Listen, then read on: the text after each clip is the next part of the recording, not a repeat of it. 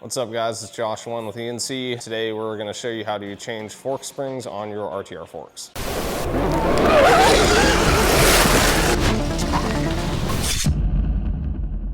So now on the website live, we have different spring rates available for the RTR forks. Today we're going to show you how to change these just with basic tools, no special suspension tools needed, and here's how we're going to do it. Okay, so first step, we're going to break the top cap loose using a 27mm socket. Sometimes you can just grab the tube and loosen it. This one, unfortunately, a little bit too tight, can't quite get it off by hand, so I'm going to show you a trick on how to break this loose. So if your fork is like mine and you can't loosen the cap by hand, the easiest way to do it is to actually put the fork in the bike. You can actually do this before you take the forks out if you want to. What I've done is I've loosened the top triple clamp. We want to make sure this bolt is loose, and I've kept these tight. So we want to make sure this is loose because if we tighten it, it's going to clamp around the threads on the top cap and it's not going to want to come off. There we go. You can see I've gotten it broken loose. Now I'm going to take the fork back out of the bike.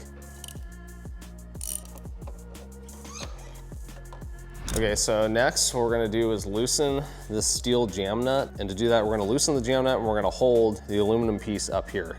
So to get to these, what I'm gonna do is actually just pull the spring down and then I'm gonna stick my wrench in there. So we're gonna pull this down like that. And we're gonna use a 14mm wrench on the bottom. And I have a 16mm wrench for the top.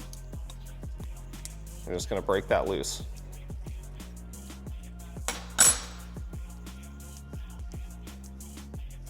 Okay, so now I have the lock nut threaded all the way down to where it's bottomed out. The cap is still tight on the damping rod. So in order to loosen that, what I'm gonna do is actually take an 11mm wrench. I'm gonna pull the spring down and use this as a fork to hold the spring underneath the lock nut. So we're gonna pull down, slide the 11 in like that. Now I can easily hold the jam nut and the cap and loosen those.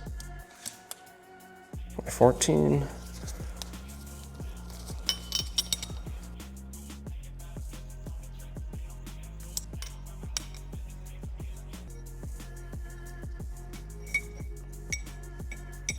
All right, now that our cap is off, we want to make sure that our adjuster rod stays in place. Don't pull that out, no need to. Let's set this off to the side. We're going to carefully pull the spring down, remove our wrench, and we should be able to pull the spring straight up.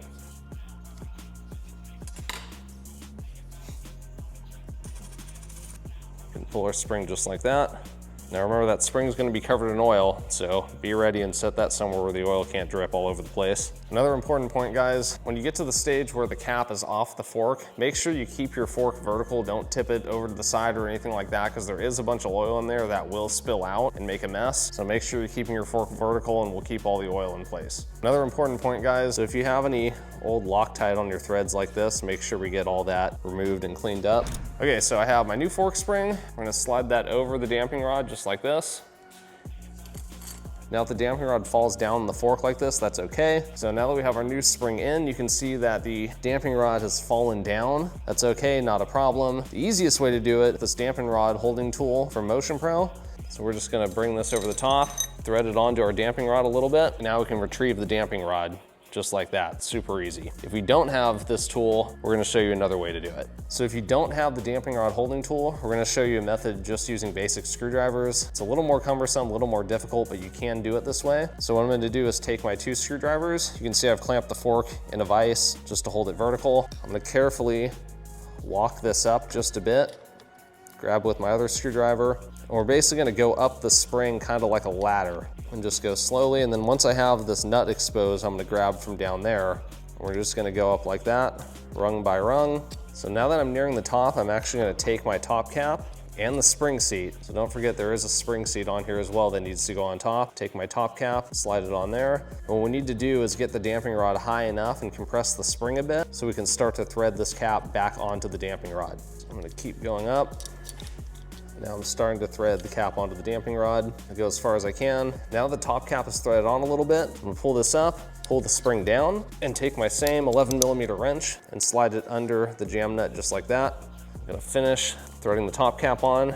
Now it's super important that the top cap bottoms out completely. So remember, we've dropped the jam nut down, so it's not gonna touch the jam nut, but it is gonna bottom out these internal threads here. And you should be able to do that by hand. So you can see now it's starting to spin the shaft, should be bottomed out now. I'm gonna grab my 14, my 16 again, and just make sure that we're bottomed out.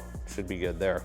So now the top cap is bottomed out. Take our 16, take our 14, and as we tighten the cap on, it's gonna loosen the jam nut from the damping rod, like that.